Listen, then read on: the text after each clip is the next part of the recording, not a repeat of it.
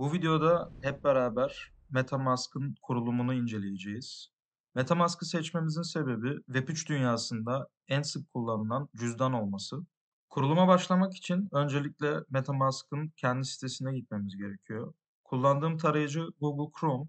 Arama çubuğuna metamask.io adresini giriyoruz ve yüklenmesini bekliyoruz. Görmüş olduğunuz sitede sağ üst köşede Get MetaMask sekmesine tıklıyoruz.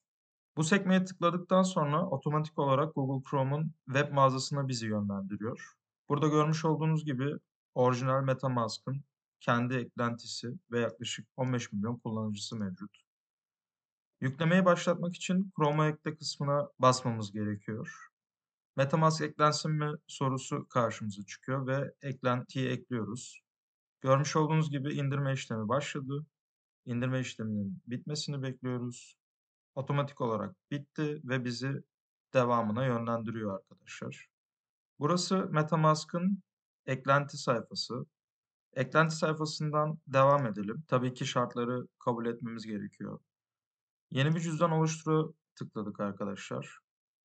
Burada iyileştirmelere yardımcı olup olmamak konusu tamamen size kalmış. Ben istemiyorum.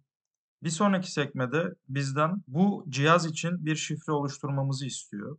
Burada oluşturacağımız şifre 12 kelimelik diziyle bir alakası yok. Bu şifre sadece bu cihazı bağlıyor. Örneğin farklı bir cihaz veya farklı bir telefonda MetaMask kurulumu yaptığınızda bu şifrenin bir geçerliliği kalmıyor. Şimdi hep beraber bir şifre belirleyelim. Şifremizi belirledikten sonra bu şifre ile MetaMask'ın kurtarılamayacağını da kabul etmemiz gerekiyor. Çünkü bir sonraki kısımda bizden 12 kelimelik gizli kurtarma ifadesini göstermesini isteyeceğiz. Bu gizli kurtarma ifadesi ne anlama geliyor? Bu 12 kelime ile istediğimiz zaman, istediğimiz farklı bir cihazdan da kendi Web3 cüzdanımıza erişim sağlamamıza yardımcı oluyor.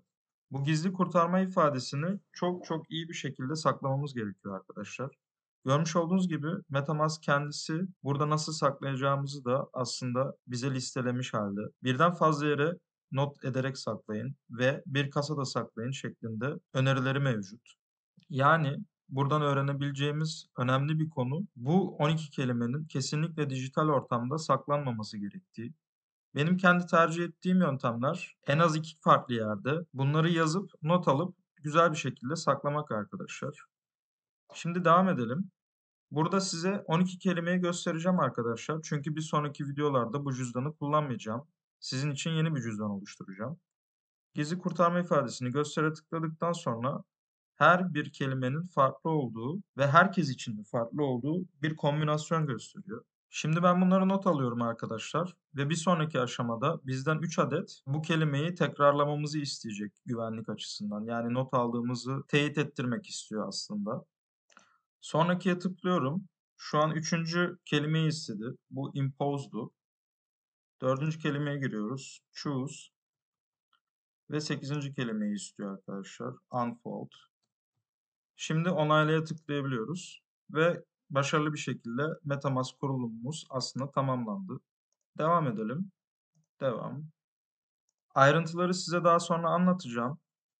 Şu anda görmüş olduğunuz aslında hepinizin erişebileceği ve çok kolaylıkla kurabileceği MetaMask cüzdanı. Burada görmüş olduğunuz örneğin A seçimi yapabiliyoruz. Buradan cüzdan adresimizi kopyalayabiliyoruz ve başka arkadaşlarla, insanlarla paylaşabiliyoruz. Eklenti olarak ise uzantılar kısmına tıkladıktan sonra MetaMask'ı sabitleyebiliyoruz dostlar. Bu şekilde de cüzdanımızı daha küçük bir sayfa halinde görebiliyoruz. Bir sonraki videoda görüşmek üzere.